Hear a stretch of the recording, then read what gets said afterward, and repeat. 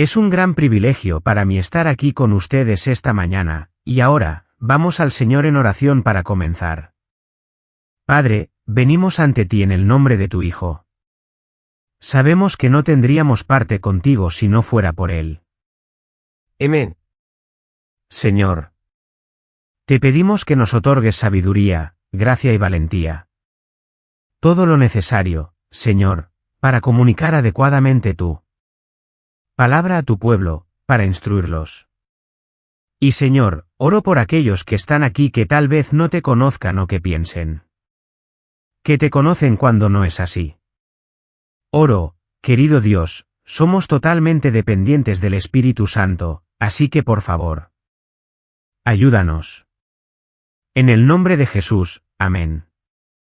Ahora bien, tenía planeado y probablemente lo haré, tomar un texto en Romanos. Capítulo 3, pero antes de hacerlo, permíteme darte un poco de instrucción. Se mencionaron a los Bakadi, un pueblo en Irán que está totalmente y completamente sin alcanzar. No solo no tienen el Evangelio, sino que tampoco tienen la oportunidad de escuchar el Evangelio. Ahora, ¿qué tan duro está tu corazón? ¿Qué tan duro se ha vuelto tu corazón como cristiano al escuchar eso esta mañana? ¿Olvidaste lo que se te dijo justo después de que se dijo? Luego fuiste consumido por otras peticiones de oración a las que tampoco escuchaste. Ten cuidado de adorar a Dios por rutina. Simplemente pasando por los movimientos. Escuchamos algo esta mañana que debería postrar a cada uno de nosotros en él. Polvo.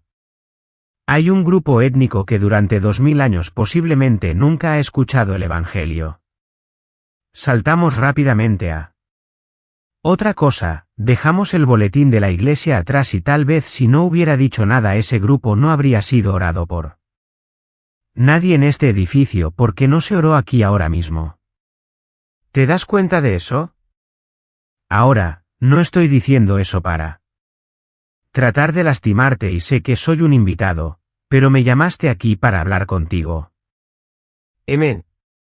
Y estas son cosas que alguien me preguntó antes de que subiera a predicar, me hicieron una pregunta, y dije, estoy completamente por él.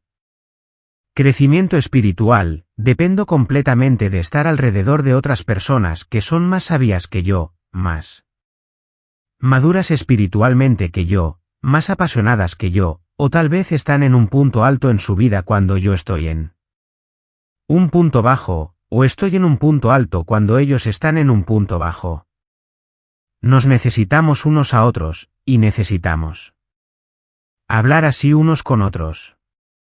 Es una de las cosas más descuidadas, creo, en toda la iglesia. A veces la gente me pregunta, ¿sabes, después de 35 años de lo que parece ser un celo volcánico ardiente, cómo sigues adelante? Y por supuesto, ¿sabes? Está el estudio de las Escrituras. Está la oración. Pero tengo que admitir, creo que mi mayor fuente son otros creyentes. Ya sean muertos si leo su biografía o leo sobre su devoción o santos que conozco que cada vez que estoy con ellos me condenan. Incluso me cortan, y siempre me voy queriendo ser más como Cristo por ellos. Así que quiero aplaudirte porque muchas de las cosas que he visto aquí hoy, tu deseo de ser bíblico, especialmente en la reunión de oración esta mañana, antes del servicio principal. Pero siempre recuerda, hombre, nos acaban de decir algo, y al ser dicho eso ahora soy responsable de ello. ¿Ves? Y es muy, muy importante. Y otra cosa sobre una reunión de oración, una vez, solo una vez Jesús fue preguntado enséñanos a orar. Se lo preguntaron. Y no es increíble que nunca le pidieran. Enséñanos a expulsar demonios, enséñanos a caminar sobre el agua, enséñanos a sanar a los enfermos. Eso me dice que su vida de oración era extraordinaria. Quiero decir absolutamente extraordinaria. Y ellos dijeron, enséñanos a orar. Y él Dijo, ora entonces de esta manera, nuestro Padre que estás en los cielos nos da la psicología perfecta de la oración. Es nuestro Padre. Podemos acercarnos a Él en Cristo, pero nuestro Padre es el Rey del cielo. Entonces te acercas a Él. Con reverencia. Y luego dice, santificado sea tu nombre, venga tu reino, hágase tu voluntad. ¿3 peticiones? Sí y no. Realmente es como un diamante. Tiene muchas facetas, pero es el mismo diamante. Esas 3 peticiones son todas uno. Son solo 3 facetas diferentes de esa petición. Jesús básicamente nos está diciendo cómo orar. Quiero decir, es la única vez que nos enseña sobre este asunto. Ahora, mira lo que dice. Después de dirigirse al Padre con la reverencia adecuada, ¿cuál ¿Es la primera cosa? Santificado sea tu nombre. Ahora, si hablas conmigo, la pasión más grande dentro de mí es lo primero. De lo que voy a hablar. Si me preguntas, ¿qué quieres? Te voy a decir lo que más quiero. Entonces, cuando Jesucristo ordena a su pueblo orar, ¿cuál es la primera cosa que sale de su boca? Santificado sea tu nombre. ¿Qué significa? Significa esto, realmente está diciendo santo sea tu nombre. Ahora la palabra santo tiene esta idea de que no es como tú piensas. Inmediatamente piensas cuando escuchas santo piensas sin pecado. No, eso es un derivado. Santo es separado. Está diciendo que tu nombre sea separado. Que tu nombre no sea puesto en ninguna categoría con ninguna otra persona. Que tu nombre sea considerado tan alto, tan estimado que no haya competencia. Hay todo lo demás aquí y luego está Dios. Y. Así la mayor pasión de su corazón cuando oraba, lo más importante para él sobre todo lo demás es que Dios sea estimado y honrado como Dios. Ahora, cuando tienes una reunión de oración, ¿es esa la primera cosa que surge? En tu vida de oración, ¿es esa la primera cosa que surge? Siempre es, para mí, es una especie de estándar, no solo de cómo orar, sino de juzgar mi propio corazón. ¿Es la mayor pasión en mi vida que Dios sea glorificado? Es el mayor problema en mi vida. ¿Que Él no sea tan glorificado en mí como debería ser? ¿Es esa mi mayor carga? Es mi mayor carga que haya lugares en este mundo donde Él no sea glorificado. Y no puedo soportarlo. No puedo dormir por la noche porque Dios no está siendo honrado como Dios. Esa es la señal de verdadera madurez espiritual. Santificado sea tu nombre. Venga tu reino. Su reinado.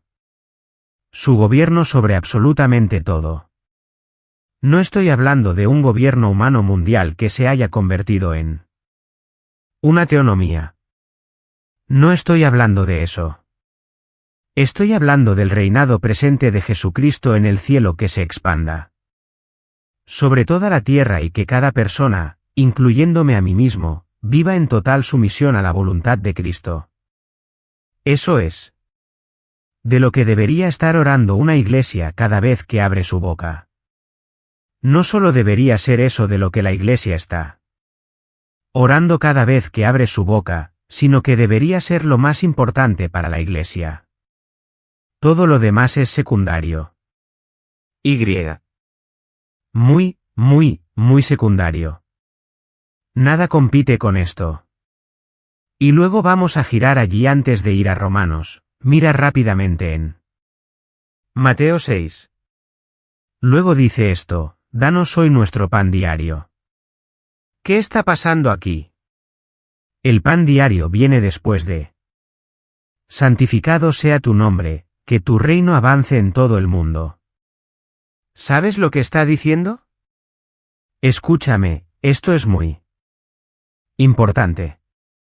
Muchos predicadores han dicho esto y es verdad. La oración es básicamente una comunicación de tiempo de guerra para soldados.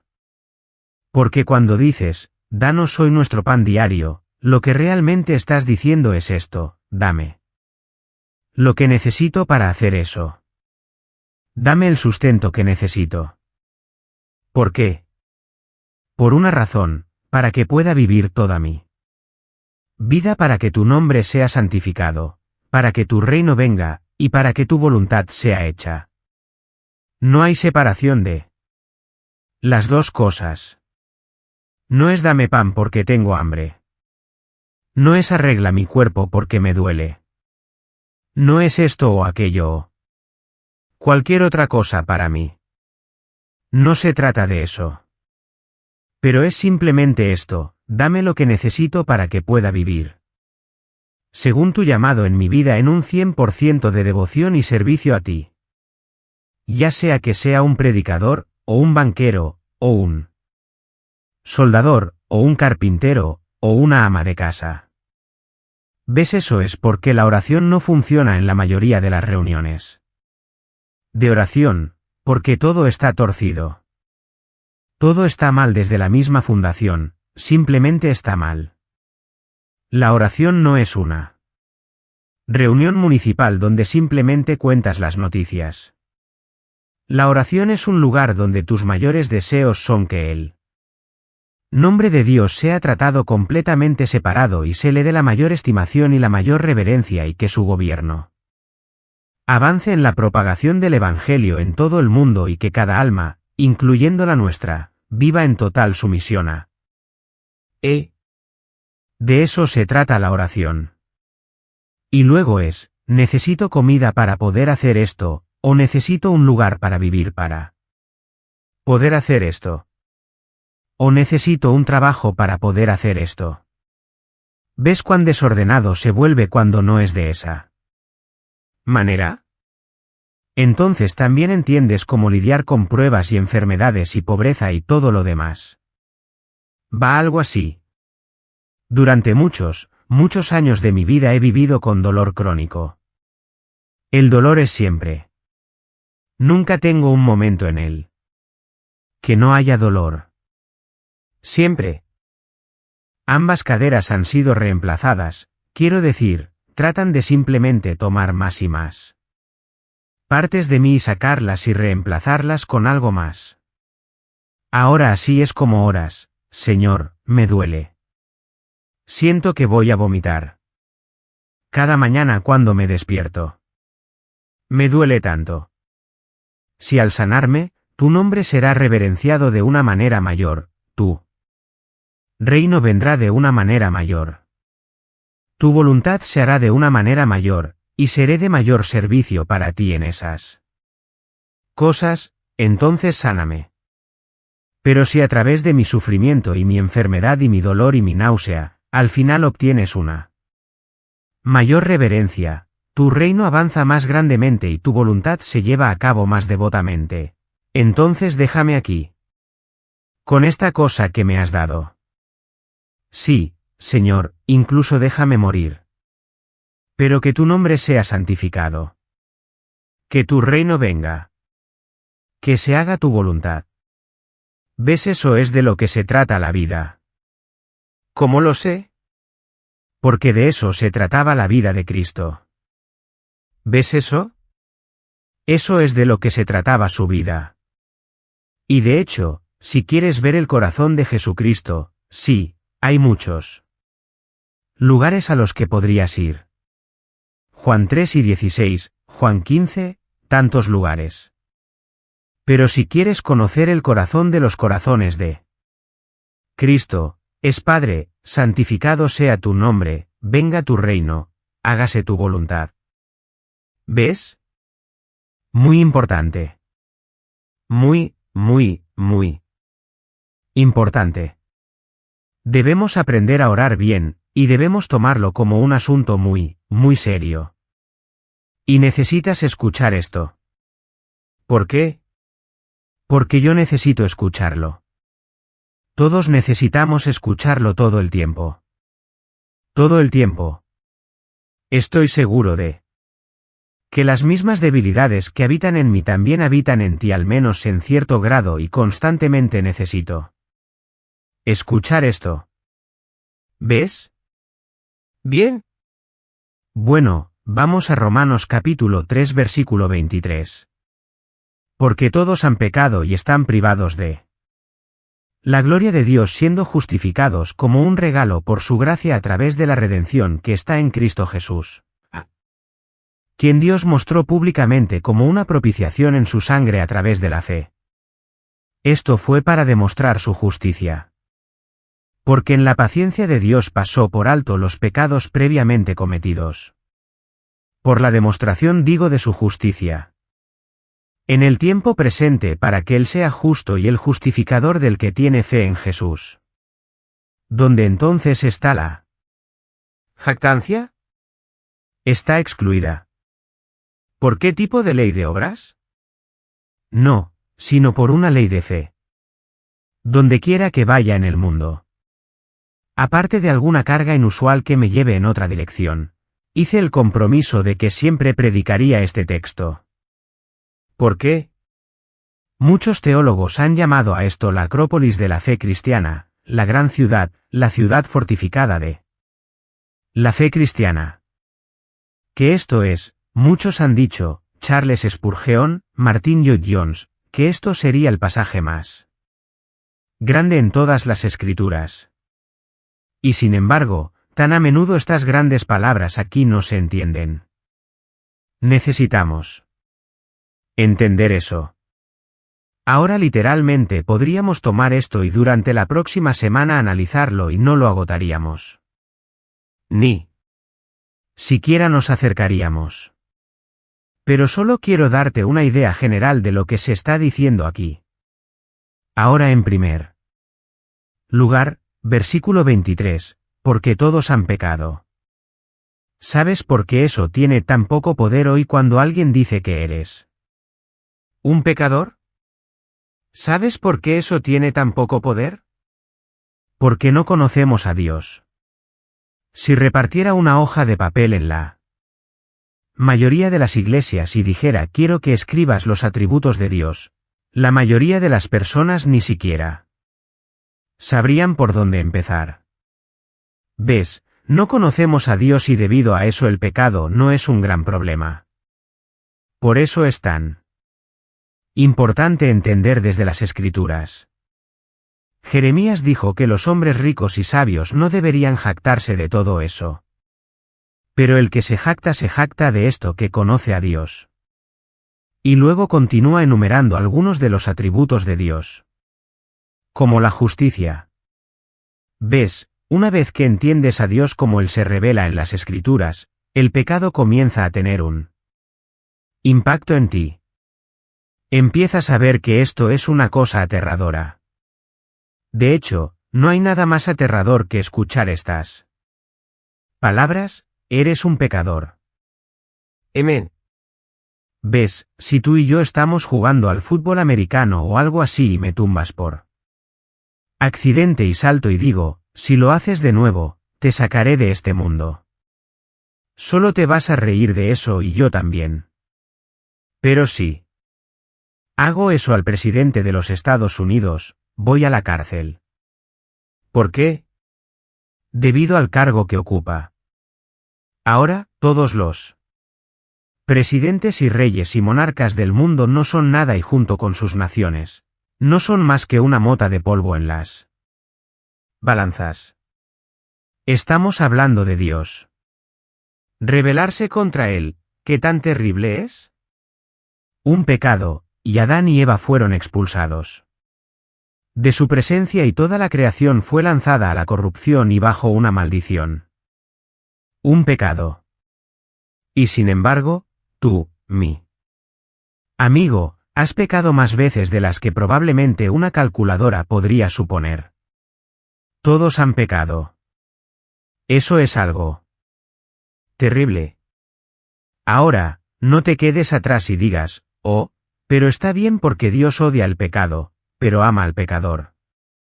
En Realidad, eso no es cierto. Eso no es lo que enseña la Biblia. Es algo maravilloso, supongo, para poner en poesía y canción, pero es un error. Es herejía. La Biblia nunca enseña eso. De hecho, la Biblia enseña que Dios odia al pecador. Eso es lo que dice la Biblia. Ahora tienes que entender lo que significa. Ahora, está ahí.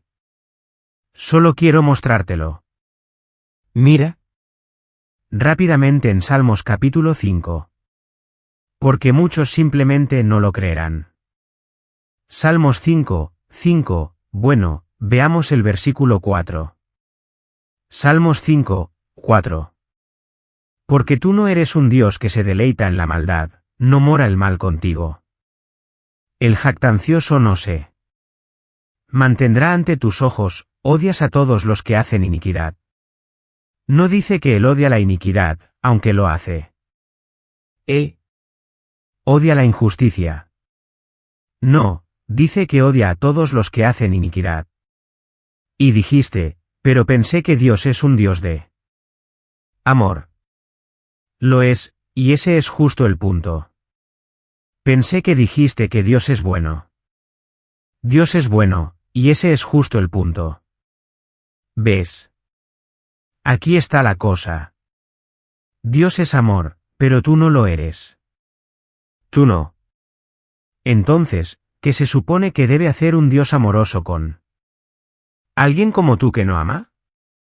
¿Ves? Dios es bueno, pero tú no lo eres. Entonces, ¿qué hace Dios con alguien como tú? ¿Ves? Vivimos en una nación que puede matar a 60,000,000 de bebés. Y ni siquiera nos ruborizamos. No odiamos el mal. Dios odia el mal. La más pequeña infracción de la ley, la más pequeña desviación de una intención correcta del corazón, Dios odia. ¿Por qué? Porque Él es tan bueno. Porque Él es amor. No puede soportar la falta de amor. Porque Él es bueno, no puede soportar el mal. Y tú y yo somos culpables de falta de amor y mal. Ambos. Estaba enseñando en una universidad en Europa del Este hace varios años y era una multitud hostil, te lo aseguro. Mientras hablaba sobre la santidad de Dios, este joven salta y básicamente dice, estoy harto de tu Dios puritano con todas sus reglas restrictivas. Todo lo que quieres hacer es simplemente cerrarnos y coartarnos y quitarnos nuestra libertad, tu Dios y todas tus leyes. Así que dije, está bien. Justo. Tengamos una conversación, tú y yo frente a este auditorio. ¿Cuál de estas leyes te oprime? Es la que dice ¿que no debes mentir? ¿Eso tipo de obstaculiza la forma en que quieres vivir? ¿Qué dice eso de ti? Es la que dice no ¿tomes la esposa de otro hombre? ¿Es esa la que te está oprimiendo? Dije, continuemos. Vamos a seguir con todas las leyes. Y veamos cuál es tan mala y dañina para ti. Y al final el hombre se avergonzó y debería haberlo estado. Y luego dice, bueno, solo queremos salir y festejar, eso es todo. Ah, sí. Entonces, ¿quién, tú y el tipo que está sentado a tu alrededor? ¿Quieres ir de fiesta esta noche, verdad? Está bien. ¿Qué significa eso? Vas a salir en busca de chicas, y vas a tratar de tener algún tipo de relación con una chica esta noche sin ningún compromiso. ¿Qué tiene de malo eso? Me pregunto qué sentiría nuestro padre al respecto. Y eres como una bestia, un animal, que podría tomar algo precioso para otro hombre, consumirlo y limpiarte la cara como si no hubieras hecho nada malo. ¿Ves? ¿Ves? El mundo hace que el pecado parezca libertad, hace que el pecado parezca algo bueno. La realidad es que es esclavitud y es malo y convierte a los seres humanos en bestias. ¿Quiénes buscan a otros seres humanos? Todos hemos pecado y estamos privados de la gloria de Dios. Ahora sé lo que eso significa en el evangelismo moderno, pero los evangélicos modernos están equivocados. Están sentados allí diciendo, oh, significa que Dios tiene un plan maravilloso para tu vida.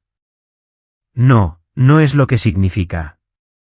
Este texto, cuando habla de que fuiste hecho para la gloria de Dios, no está diciendo que Dios tiene un plan maravilloso para tu vida y está trabajando para que puedas tener ese plan maravilloso. Lo que está diciendo es que fuiste hecho para Dios. No fuiste hecho para ti. Fuiste hecho para Él, y seguirás siendo absolutamente miserable, disfuncional, torturado, torcido, fuera de lugar, descolocado hasta que te des cuenta de que fuiste hecho para Él. No fuiste hecho para ti. Fuiste hecho para Él. Y solo puedes ser completo en Él. Y eso va junto, jóvenes, con respecto al matrimonio. Escucho a todos estos maestros diciendo que tu esposo te completa, tu esposa te completa. Si tu esposo o tu esposa pueden completarte, no eres un cristiano. Amén. El único que realmente puede satisfacer ese corazón nuevo tuyo es Jesucristo. Amén. Porque tu esposo y esposa te fallarán, y si piensas que ese fracaso significa que elegiste al compañero equivocado, estás en problemas. Fuiste hecho para él. ¿Alguna vez has notado a estas personas que literalmente han heredado el mundo? ¿Son más felices? No. Muchos de ellos terminan su vida en suicidio, en borracheras, en drogas. ¿Por qué? Porque el mundo en realidad no puede hacer nada por ti. Siempre hablo con mi esposa y hablamos de cuando comenzamos, no teníamos nada.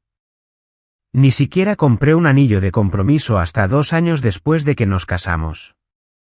Y.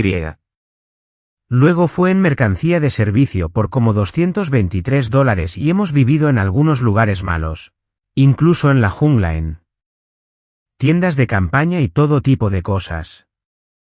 Y mi pregunta para ella es, ¿está bien? Ahora tenemos una pequeña cabaña. Vivimos en el bosque y todas estas cosas diferentes. ¿Somos más felices que cuando estábamos en la tienda? Finalmente te compré un anillo de bodas, uno real, como en nuestro 20º aniversario, creo. Pero ¿eres más feliz con eso que cuando no ¿Tenías nada? Y la respuesta siempre es no. Está bien. Ves, hay solo una cosa que realmente puede hacernos satisfechos, y eso es Dios. Fuimos hechos para Él. Amén. Ahora, porque todos han pecado y están privados de la gloria de Dios y debido a eso todos los hombres están condenados y bajo la ira de Dios. Por tus propias obras, por tus propios actos, por los pensamientos de tu corazón, por todo lo que puedas producir, solo estás condenado. Y es por eso que Dios hace lo que hace, por ejemplo, en los versículos 10 al 18 en el capítulo 3. Mira todas las cosas que está diciendo, no hay justo, no hay bueno, no hay quien me busque. ¿Por qué está haciendo eso? No hay temor de Dios ante sus ojos. ¿Por qué dice eso? Está diciendo eso para despertarte al hecho de que necesitas redención. Necesitas ser salvado. Debes ser salvado. ¿Cuándo? Un predicador que tiene un corazón correcto y una teología correcta comienza a predicar sermón tras sermón sobre tu pecado, no es que esté tratando de destruirte, está tratando de salvarte de la destrucción. Ya estás en el camino de la destrucción, Y está tratando de convencerte de ese hecho para que te vuelvas hacia la única esperanza que es Jesucristo. La gracia de Dios revelada en Jesucristo. Mi madre, que ya pasó a estar con el Señor, era una mujer muy fuerte y muy terca, y cuando tuvo cáncer el médico sabía que ella no recibiría tratamiento. Así que nunca olvidaré que ese médico entró y tenía un portafolio. Quiero decir que tenía un montón de sobres y papeles y exámenes probablemente tan alto. Y. Se sentó frente a mi madre y le dijo, tienes cáncer. Evidencia número 1. Necesitas tratamiento. Evidencia número 2. Evidencia número 3. Evidencia número 4. Evidencia número 5. Porque sabía que tenía que convencer a esta anciana de su necesidad desesperada. Y así presentó evidencia tras evidencia tras evidencia hasta que su voluntad cedió. Y eso es lo que está haciendo el apóstol Pablo. Eso es lo que hicieron los profetas. Eso es de lo que trata todo este libro. Está señalando nuestro pecado. Has pecado. Has pecado. Has pecado. No puedes salvarte a ti mismo. No puedes salvarte a ti mismo. Solo hay una esperanza. Mira hacia Dios. A Dios y a Cristo, a lo que Dios ha hecho por ti en la cruz del Calvario. Mira el versículo 19. Ahora, sabemos que lo que sea que la ley diga, habla a aquellos que están bajo la ley. Para que toda boca se cierre y todo el mundo pueda ser considerado responsable ante Dios. ¿Cuál es el propósito de la ley? Cerrar tu boca y cerrar la mía. Cerrarla de su jactancia. ¿Jactancia en qué? No soy un hombre de apuestas, pero supondría que si nos despidiéramos ahora mismo y dividiéramos cada hogar en este condado, y fuéramos a cada hogar en este condado, y les preguntáramos a las personas, ¿vas a ir al cielo cuando mueras? La gran mayoría de las personas dirían que sí y la gran mayoría de las personas te dirían la razón por qué. Son buenos. Soy bueno. Nunca maté a nadie. Quiero decir, soy un buen tipo. Esa es la boca abierta jactándose. Trabajo mucho tiempo. Voy a 2 universidades diferentes a veces cada semana y enseño el Evangelio. Y me sorprende cuántos estudiantes vendrán que no son antagónicos. Muy amables, muy educados, criados en la iglesia y la gran mayoría de ellos creen que de alguna manera se están salvando a sí mismos a través de la moralidad. Es absolutamente asombroso. Oh Jesús y la moralidad. Pero si es Jesús y cualquier otra cosa, no eres un cristiano. Si tu jactancia es Jesús más algo más, no eres un cristiano. Si muriera ahora mismo, iría al cielo. ¿Por qué? Hace 2000 años, el Hijo de Dios murió por este pecador. Nada más que eso y nada menos es mi jactancia. Cristo murió por los pecadores. Martin Lloyd-Jones, posiblemente uno de los más grandes predicadores. Definitivamente el más grande expositor del siglo XX, y también conocido, una vez fue a visitar a un amigo en el hospital y después de que se fue la gente se acercó a su amigo que estaba en el hospital y dice, tengo que saber quién era ese hombre limpio. Era conocido por su extraordinaria piedad y santidad. Algunos lo llaman el último de los puritanos. Las últimas 2 semanas de su vida, todos los que lo visitaron, lo único que dijo fue esto, soy un gran pecador y Cristo es un gran salvador. Si hay algo añadido a eso, no eres un cristiano.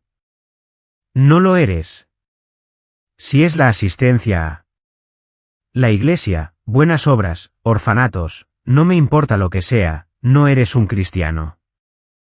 El cristiano tiene una esperanza. Jesucristo murió y resucitó de entre los muertos y su obra es perfecta en mi nombre. Lo hizo por mí, por mí, por mí. Ahora, él continúa y después de decir lo que dice en el versículo 23, ahora va a hablar sobre los cristianos romanos. Y. Esto es magnífico lo que dice. Dice, siendo justificados. Ahora, ¿qué significa justificados? He escuchado a algunos predicadores decir justificados como si nunca hubiera pecado. No, eso no es lo que significa. Justificación es un término forense o legal. Es un término legal. Significa que ante el trono de juicio de Dios ahora escucha mi terminología. Es muy importante. Ante el trono de juicio de Dios, Dios te mira y te declara legalmente correcto con Él. Y luego te trata como correcto con Él. La justificación es cuando el pecador ante el trono de Dios es legalmente correcto con Dios, y Dios trata a ese pecador como correcto con Él. ¿Está bien? Dios declara al pecador como correcto con Él. ¿Entiendes eso?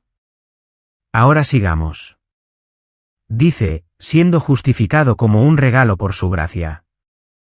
Ahora, esta declaración de ser correcto con Dios, es un regalo por su gracia. Lo que básicamente Pablo está diciendo, es un regalo. Es un regalo. Es un regalo, es un regalo, es un regalo. Ahora, si alguna vez estudias teología y tienes que estudiar una clase de religiones comparativas, donde comparas todo tipo de religiones, ¿quieres tomar mi clase? Confía en mí. Porque hay 1,000 y 1,000 y 1,000 decenas de miles de religiones. Así que quieres tomar mi clase. ¿Por qué? Porque te diré que solo hay dos religiones en todo el mundo. El cristianismo y todas las demás religiones. Dices, bueno, eso, eres bastante orgulloso. No, es un hecho. Incluso si no estás de acuerdo con el cristianismo, tienes que reconocer que el cristianismo se distingue de todas las demás religiones del mundo. ¿De qué manera? En todas las demás religiones del mundo, estás tratando de hacer algo para ganarte el favor de la deidad. Estás pensando que él tiene una balanza allí arriba y si tienes más bueno que malo, vas a entrar. Esa es cada religión en el mundo.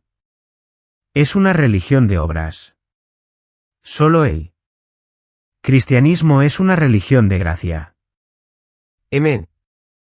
Ahora he usado esta ilustración en innumerables lugares, en innumerables partes del mundo, pero siempre parece comunicar la verdad a la gente. Si tengo un judío ortodoxo aquí de pie y soy un reportero y le digo, Señor, si murieras ahora mismo, ¿a dónde irías? Diría, iría al camino del paraíso. ¿Iría al cielo? ¿Por qué? Porque amo la Torá. Amo la ley. Amo la ley de Dios. Leo la ley de Dios. Yo busco obedecer la ley de Dios. Está bien. Si tengo un musulmán aquí de pie, y le dijera, Señor, si murieras ahora mismo, ¿a dónde irías? ¿Iría al paraíso? ¿Por qué irías al paraíso? Amo el Corán. He hecho las peregrinaciones. He completado los 5 pilares. Soy un buen hombre. ¿Está bien? Voy al cristiano, el verdadero. Un verdadero cristiano. ¿Qué? No estoy hablando de la mayoría de las personas que se llaman cristianas en América. Estoy hablando de un verdadero cristiano. No alguien que simplemente una vez fue manipulado para levantar la mano en un campamento. Sí. No estoy hablando de alguien que solo repitió una oración una vez. Estoy hablando de alguien que realmente se arrepintió de sus pecados y creyó en el Evangelio y continúa hasta este día arrepintiéndose y creyendo. Amén. Estoy hablando de y continúa hasta este día arrepintiéndose y creyendo y siendo transformado. Me acerco a él y le digo, Señor, si murieras ahora mismo, ¿a dónde irías? Y él dijo, iría al cielo. Cuando le pregunté, ¿por qué? Dice esto, nací en pecado y he salido pecando desde el vientre. He roto cada ley de mí. Dios. Y lo detengo. Voy, Señor, lo siento, no creo que te entendí. Quiero decir, entiendo a los otros dos tipos, van a ir al cielo porque Dios les debe. Van a ir al cielo porque lo merecen. Van a ir al cielo porque tienen virtud y mérito. Señor, me estás diciendo que vas al cielo y no tienes virtud ni mérito. ¿Cómo vas a ir al cielo? Y el cristiano sonríe. Voy al cielo por la virtud y el mérito de otro Jesucristo, mi Señor. Amén. Gracias, Jesús. Esa es la diferencia. ¿Qué? Todo es de gracia.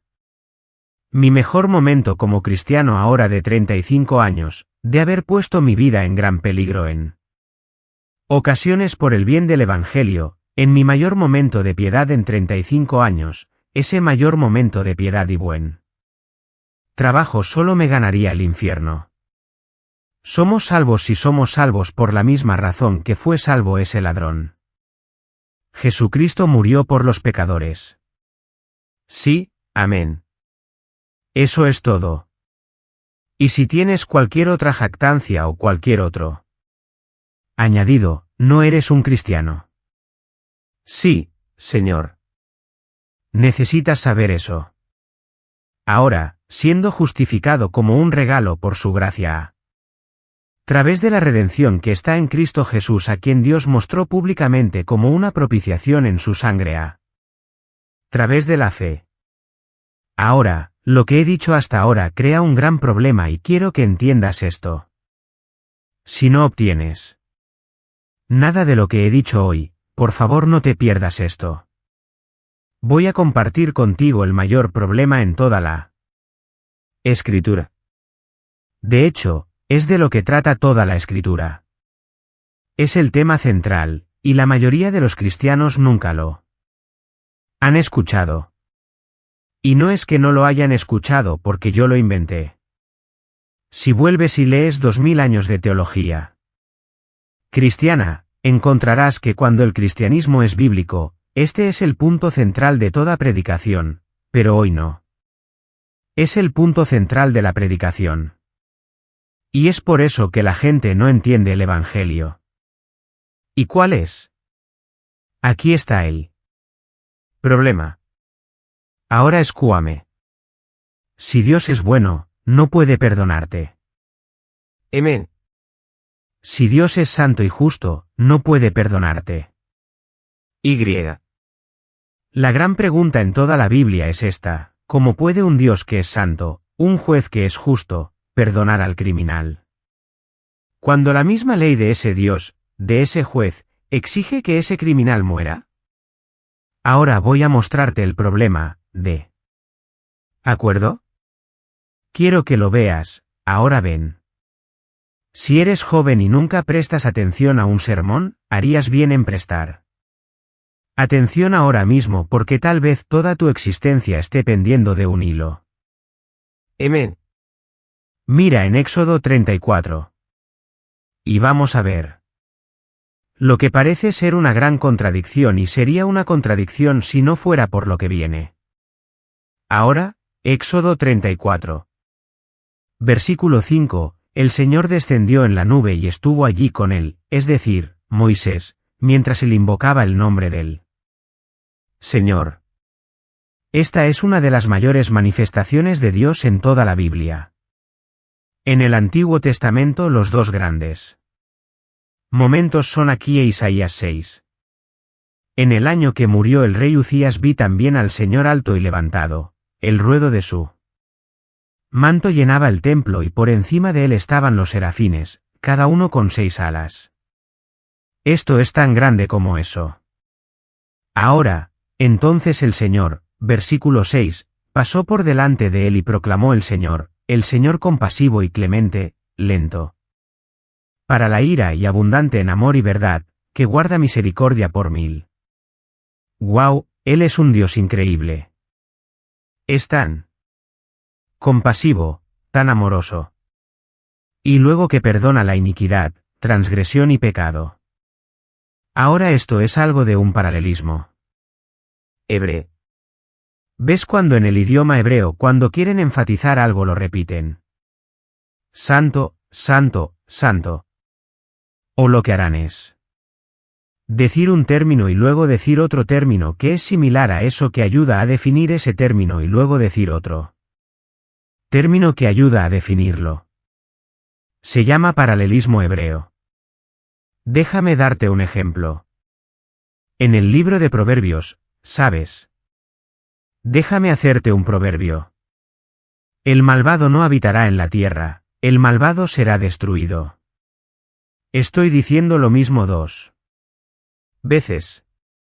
La segunda vez que lo digo es un poco diferente para agregar al significado de la primera frase.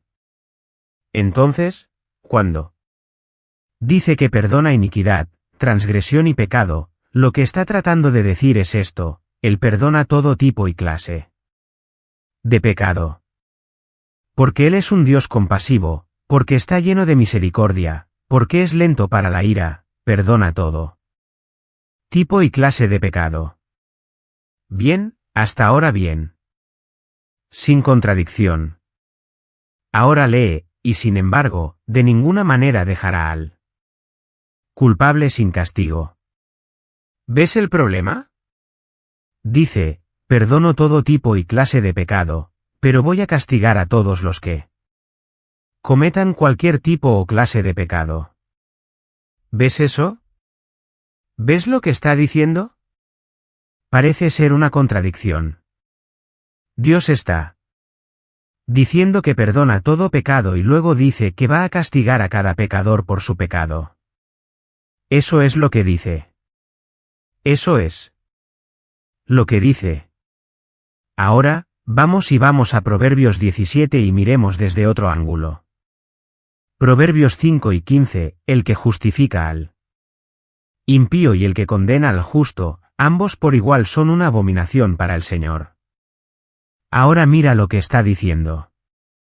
Quien quiera que justifique a una persona impía es una abominación para Dios, y sin embargo, ¿qué hace Dios? Él justifica a personas impías. ¿Entonces Dios se ha convertido en una abominación? Así que veamos nuestras dos contradicciones. Nuestras aparentes contradicciones. Número 1. Dios dice que perdona todo tipo y clase de pecado, pero que castigará a cada pecador por cada pecado que cometan.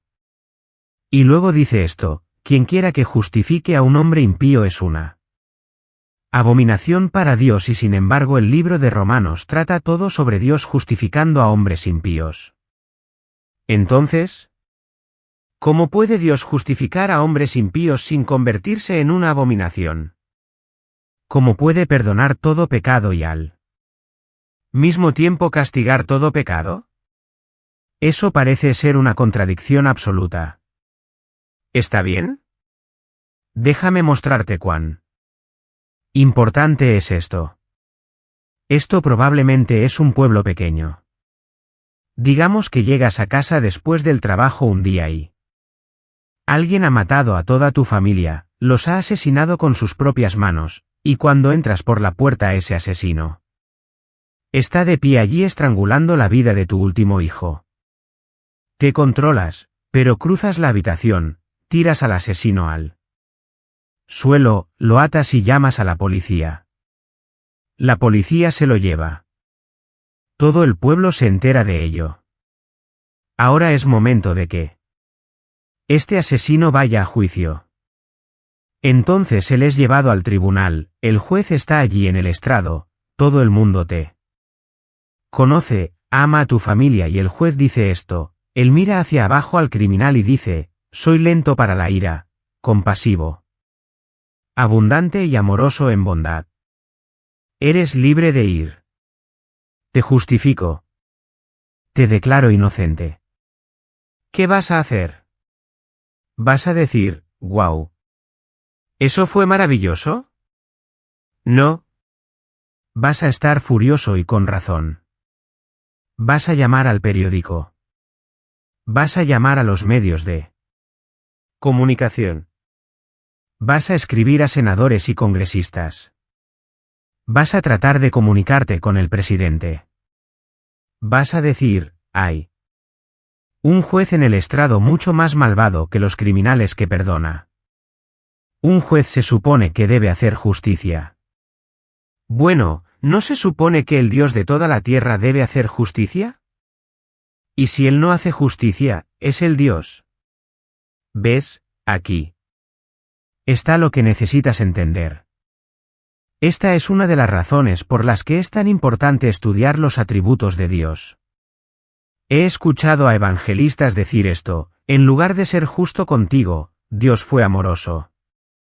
¿De verdad? Eso significa, lógicamente, que el amor de Dios es injusto. ¿De verdad? Ese es el problema que tenemos en el mundo hoy, todo este amor injusto que ocurre. No. Dios no puede negar su justicia ni siquiera por el bien de su amor. No puede negar su santidad. Ni siquiera por el bien de su misericordia. Dios debe ser santo y justo incluso cuando actúa con misericordia, compasión y perdón. Y ahí está el problema. ¿Cómo puede Dios hacer ambas cosas? Ahora volvamos a Romanos capítulo 3. Quiero mirar el 25 y luego volveremos al 24. Dios usa una palabra aquí, dice, a quien Dios mostró públicamente como una propiciación. Ahora, ¿qué es una propiciación? Esta palabra es importante. Es extremadamente importante, y quizás la palabra más importante en toda la Biblia. ¿Qué significa? En el contexto de las Escrituras, la palabra se refiere a un sacrificio que satisface la justicia divina para que Dios pueda ser justo y el justificador de hombres impíos. ¿Ves eso? Ahora, volvamos a nuestra doctrina de la justificación. ¿Qué significa? Si eres cristiano estás justificado. ¿Está bien? Justificado significa que Dios te declara legalmente correcto con Él y Él te trata como alguien legalmente correcto con Él. Ahora quiero que pienses en esto, es muy importante. Si tienes un pecado, solo un pecado, eres culpable ante Dios. Como Adán fue culpable ante Dios y Dios no tiene comunión contigo. ¿Entiendes eso? Sentado en un avión una vez tenía mi Nuevo Testamento en griego. Siempre abro mi Nuevo Testamento en griego en un avión porque la gente se pone curiosa ahí. ¿Quieres saber qué estás leyendo? ¿Es ruso? ¿Qué es eso? Y comienzo una conversación con el tipo y el tipo dice, bueno, ¿qué tengo que hacer para ir al cielo? Y dije, oh, eso es fácil. Tienes que ser absolutamente perfecto desde el momento de tu nacimiento hasta el momento de tu muerte. Y simplemente volví a leer. Y solo vi su cara de reojo. Él está como y dice, lo siento, creo que no te entendí. Oh, lo siento. Está bien, mira. Para ir al cielo, debes ser moralmente perfecto. Sin mancha ni defecto en ninguna forma, manera o moda hasta cualquier grado. Debes ser moralmente perfecto desde el momento del nacimiento hasta el momento de la muerte. Simplemente volví a leer nuevamente. Y él dice, bueno, si es así. Nadie va al cielo. Sí, tienes un gran problema, ¿no?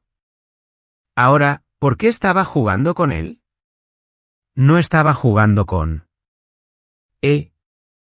Pero él tenía esta idea de que era un hombre moral.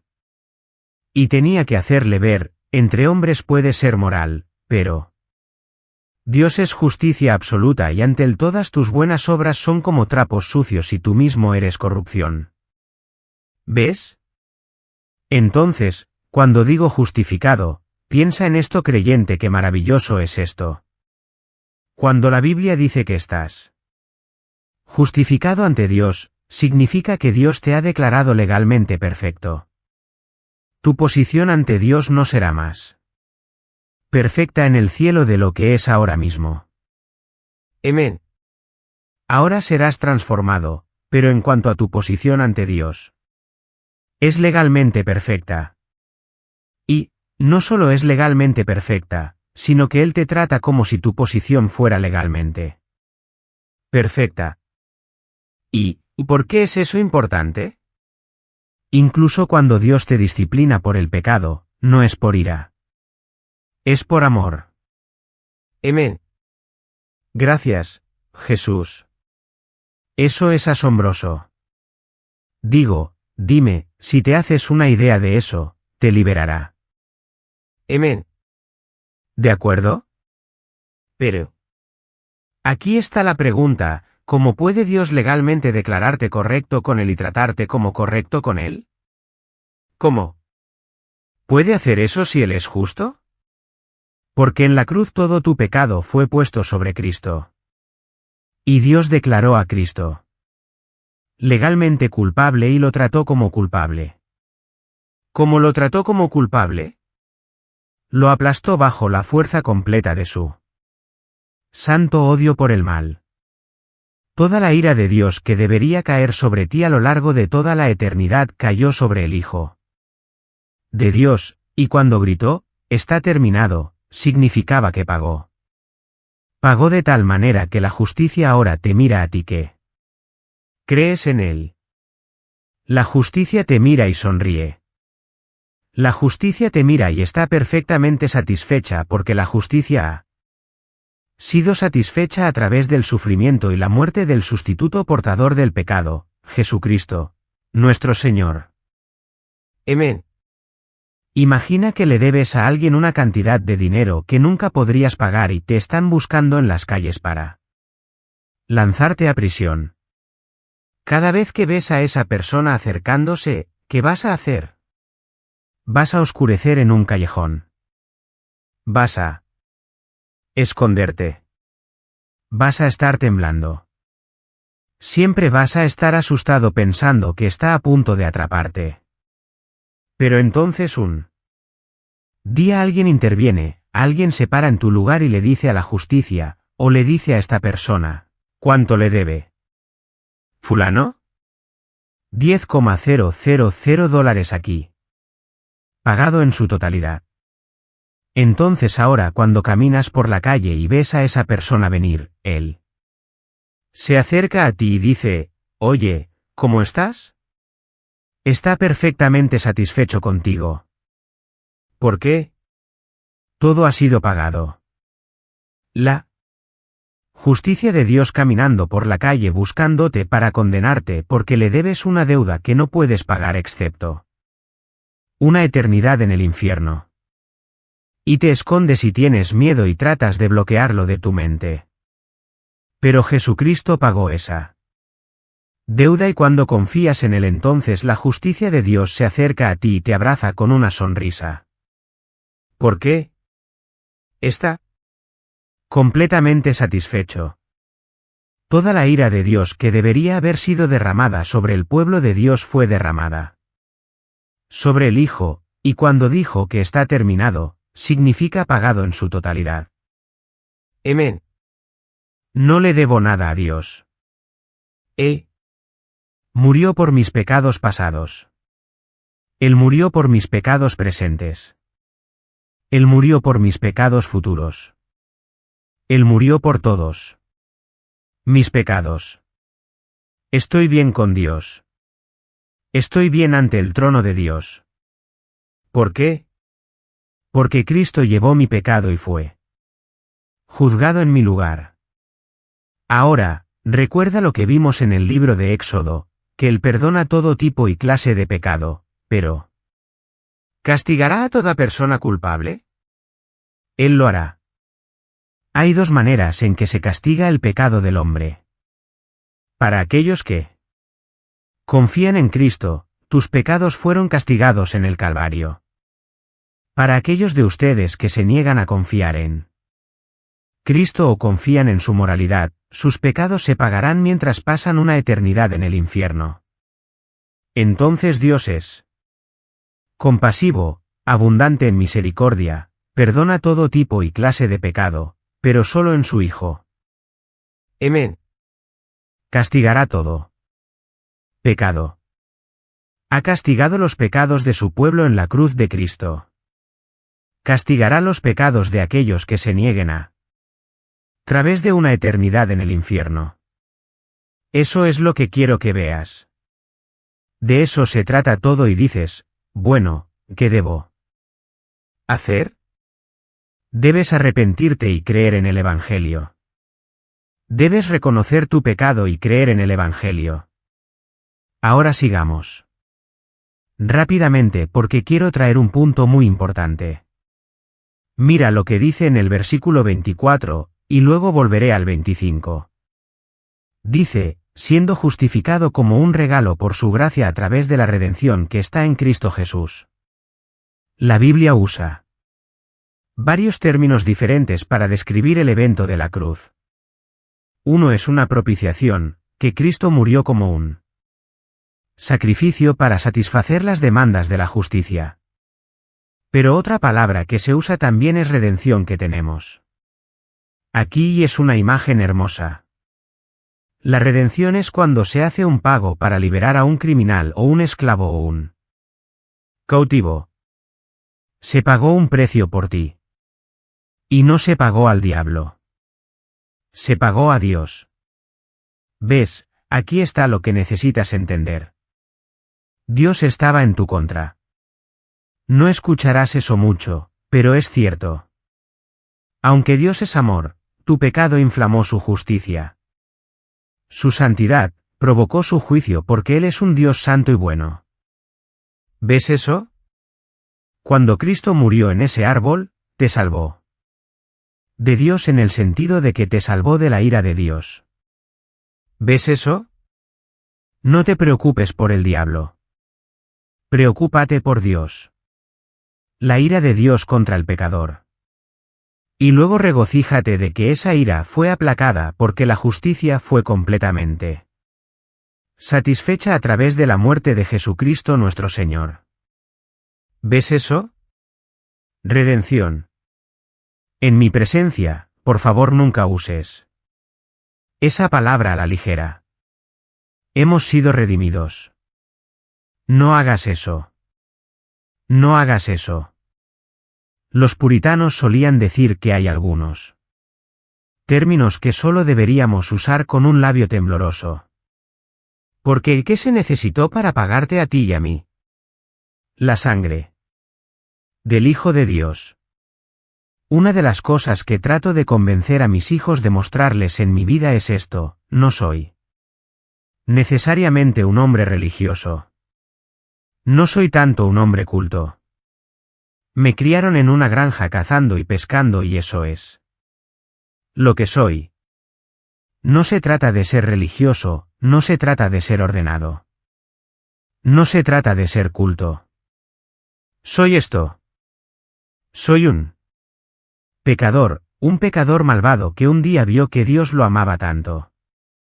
Envió a su Hijo a morir por él y eso es lo que controla mi vida. No el deseo de ser adecuado o ordenado o moral o aplaudido. No. Soy un prisionero. ¿De qué? Que Dios amaría a un desgraciado como yo hasta tal punto que enviaría a su Hijo a morir por mí. Eso es todo lo que me importa. Nada más. Quiero que lo vean, es todo acerca de esa única cosa. ¿Por qué le sirves? Porque Él murió por ti. Él te redimió. A veces, cuando mis chicos, ya sabes, estaban llegando a la adolescencia y decían algo de las escrituras o algo. Pero lo decían de una manera demasiado ligera, chico. Los giraba y simplemente los miraba a la cara y decía, chico. Estás hablando del que murió por tu padre. Estás hablando del por quien tu padre morirá. No vuelvas a hacer eso. Sí. Papá, lo siento. No se trata de religión, no se trata de cumplir reglas. Se trata de lealtad al que murió por este desgraciado. Eso es lo que es. ¿Ves eso? Y cuando te hablo de vivir bien y hacer las cosas bien, no me importa si eres ordenado y prolijo y esto o aquello o cualquier otra cosa o respetuoso o culto. Se trata de lealtad al que murió por ti. Él te redimió. Y luego mira lo que dice aquí. Dice, es una propiciación en su sangre a través de la fe. Ahora mira esto. Es muy interesante. La mayoría de las personas no entienden esta parte. Ni siquiera lo han escuchado. Pero quiero que te des cuenta. ¿Por qué envió Dios a su Hijo a morir? Para salvarnos, pero también mira lo que dice, a quien Dios mostró públicamente. Mostró a su Hijo públicamente en el centro religioso del universo. ¿Por qué lo hizo? Dice, esto fue para demostrar su justicia. Para probar que Dios era justo. Para mostrarle a todo el mundo y a todo el cielo que Dios es verdaderamente justo. Eso es por lo que el Hijo de Dios murió, para mostrar al mundo que Dios es verdaderamente justo. Ahora, ¿por qué tendría que probar eso? Porque en la paciencia de Dios pasó por alto los pecados previamente cometidos. ¿Qué significa eso? Quiero que pienses en esto por un momento. Sabemos muy poco sobre Satanás. Sabemos que es un ser real y caído. Entendemos algo del hecho de que se rebeló contra Dios y se le administró justicia perfecta. Justicia perfecta. Y parece que en el momento en que cayó, se le administró justicia perfecta. Entonces tenemos a Adán y Eva. Dios dice, comen de este árbol, morirán. Comieron y murieron. Creo que en el sentido de una muerte espiritual y conduciendo a una muerte física, pero hay una promesa dada. Génesis 3 y 15, se llama en latín el protoevangelium, el primer evangelio, en el cual Dios promete redención, que enviaría a alguien nacido de mujer que aplastaría la cabeza de la serpiente. Eso presenta un problema. ¿Puedes imaginar a Satanás, el acusador, no solo de los hermanos, sino de Dios? ¿Qué es esto, Dios? Pensé que eras justo. Han pecado. Deben morir. Condenación. Sin esperanza. Juicio rápido. No. ¿Dónde está tu justicia? Y luego Noé. ¿Puedes imaginar a Satanás ese día? ¿Sabes cuál es el problema? Noé debería haber muerto. Noé era un pecador. Debería haber muerto en el diluvio también, pero Dios lo perdona. Imagina a Satanás, ¿qué pasa con Noé? Debería haber muerto con el resto de ellos. Lo perdonaste. ¿Dónde está tu justicia? Oh, Abraham, tu amigo, dudó de ti. Mintió acerca de su esposa. No te creyó. La puso en peligro. Es un pecador. Merece morir. Oh, Israel. Adoraron en el desierto. No te adoraron. Deberías haberlos matado a todos. ¿Dónde está tu justicia? Oh, David. ¿Rey David? Tú ¿Pequeño rey David? ¿Un hombre según tu propio corazón? ¿Lo llamas hijo? Es un asesino y un adúltero, y debería haber muerto. Y así sucesivamente, las acusaciones, ¿dónde está tu justicia? ¿Dónde está tu justicia? ¿Cómo, si eres justo? ¿Cómo puedes perdonar a estos? ¿Cómo puedes hacer eso? Hace 2000 años se llamó a un consejo. Ahora solo estoy siendo dramático aquí, pero para que lo entiendas. Imagina a Satanás de pie ante el trono de Dios. Adelante. ¿Quieres saber cómo pude dar una promesa a los primeros padres caídos de la humanidad? ¿Quieres saber cómo pude salvar a Noé de ese diluvio? ¿Quieres saber cómo pude tomar a Abraham y hacerlo padre de muchas naciones y llamarlo mi amigo? ¿O quieres saber sobre David? ¿Cómo pude perdonarle todas sus transgresiones y limpiar su corazón y hacerlo blanco como la nieve? ¿Quieres saber cómo pude hacer todo eso y seguir siendo justo? Mira ahora al Calvario, porque allí mi hijo muere bajo él castigo de todos ellos. ¿Ves eso? Cuando miras la cruz, no solo ves la mayor demostración del amor de Dios, ves la mayor demostración de la justicia de Dios. Realmente es quien dice ser. Odia el pecado y vendrá con una terrible ira contra Y en el Calvario, esa ira cayó sobre su Hijo. Rara vez escucho un sermón de Pascua que simplemente no me haga enfurecer. Y te diré por qué. Hablarán de los latigazos en la espalda de Cristo. Hablarán de los clavos en sus manos, la corona de espinas, la lanza que perforó su costado, y se perderán el punto principal de todo. Si eres cristiano, no. Estás redimido solo porque los romanos golpearon a Jesús. Estás redimido porque en esa cruz tu pecado fue imputado al Hijo perfecto de Dios y toda la ira del todopoderoso Dios que traga mundos fue derramada sobre él. Fue abandonado y aplastado bajo la condena de un Dios justo. Dios mío, ¿por qué me has abandonado? Porque en ese momento se convirtió en el gusano. Se convirtió en la serpiente levantada en el desierto.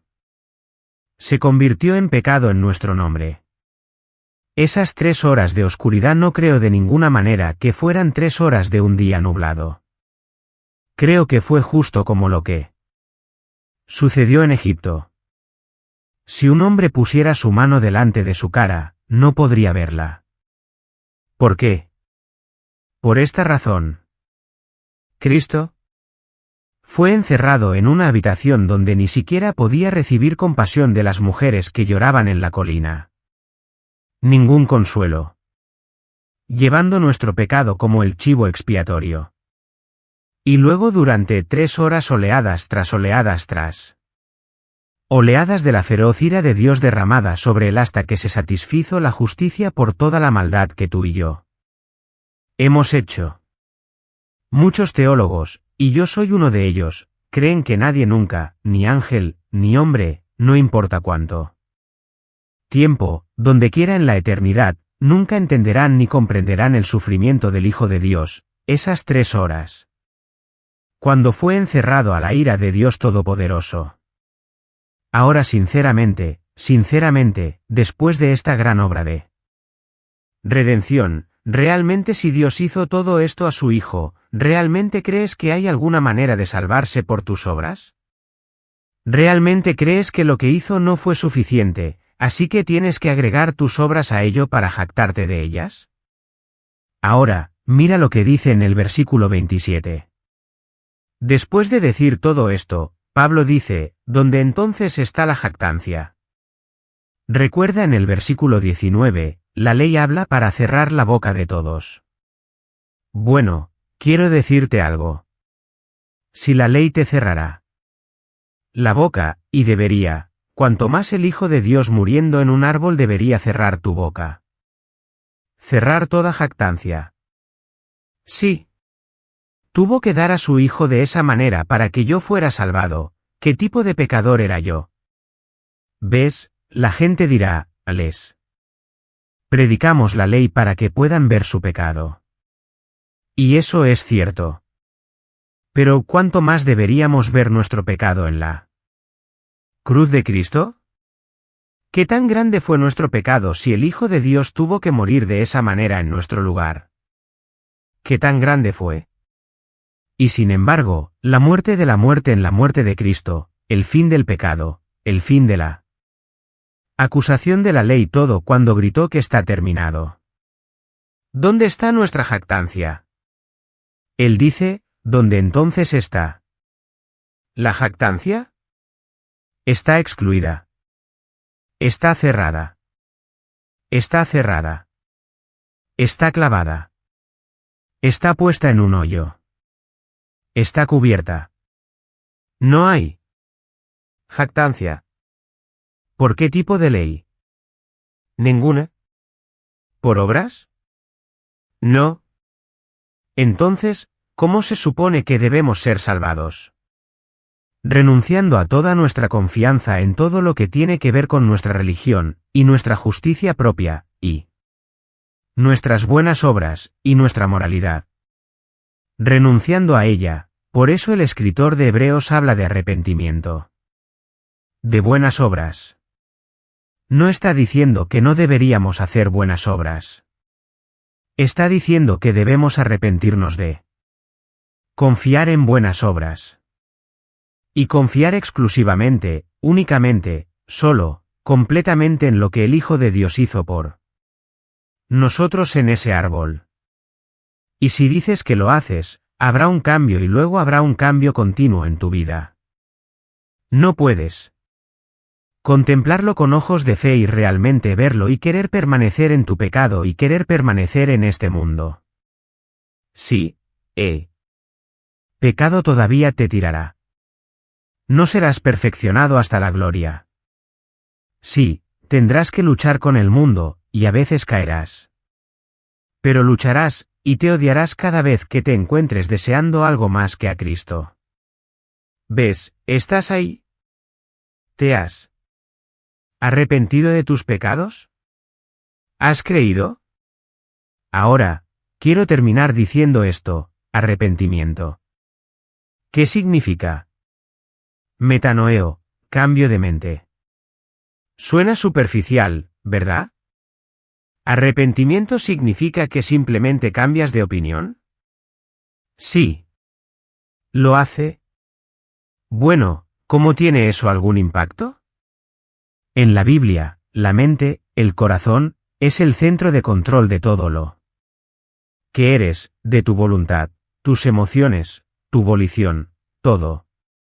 No puedes cambiar tu mente sin que todo lo demás comience a cambiar. Déjame darte un ejemplo.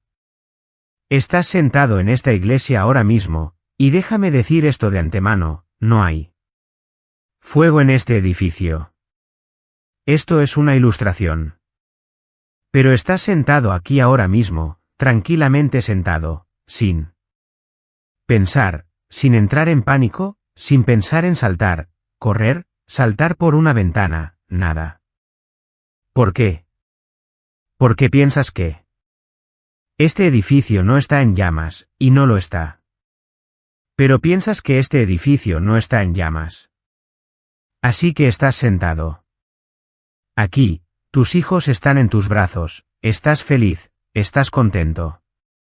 Pero si en un segundo tu mente cambiara y pensaras que este edificio está siendo consumido por las llamas, ¿qué pasaría?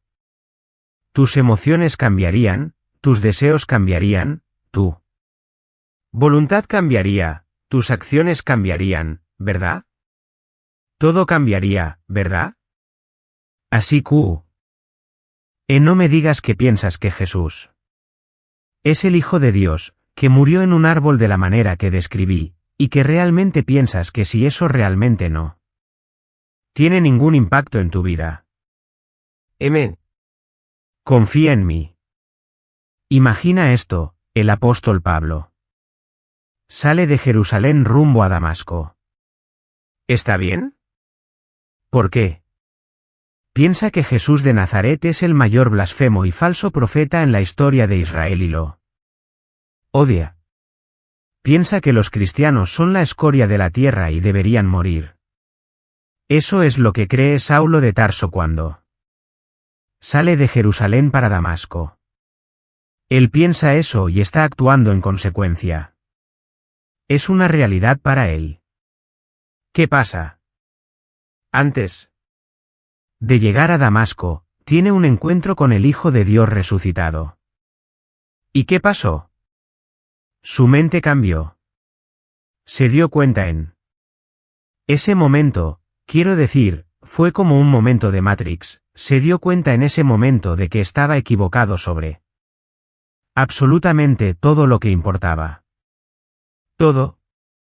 Estaba equivocado sobre todo.